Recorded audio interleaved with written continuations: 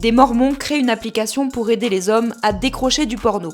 On t'explique. Cette application, c'est Relais. Sa promesse, libérer les hommes de la masturbation excessive et de l'addiction au porno. À l'intérieur, des vidéos animées par des thérapeutes, un journal intime et des séances de partage en direct, mais aussi un compteur de jours sans porno. Visible par tous. Chacun suit la progression des autres comme une sorte de Strava de l'abstinence.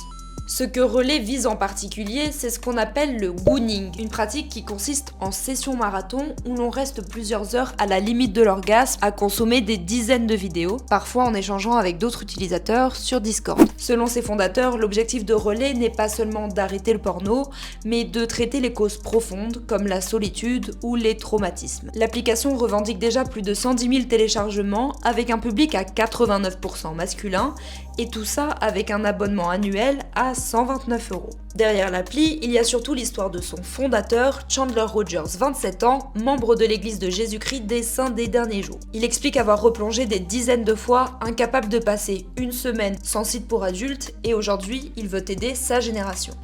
C'était devenu une habitude avant même que je m'en rende compte, avant même que je réalise que c'était un problème. J'avais déjà l'impression que c'était compulsif, que je ne pouvais pas en sortir. Les premières fois où j'ai essayé d'arrêter, j'ai échoué à chaque fois. Et je me souviens surtout de la honte et du fait que je gardais tout pour moi.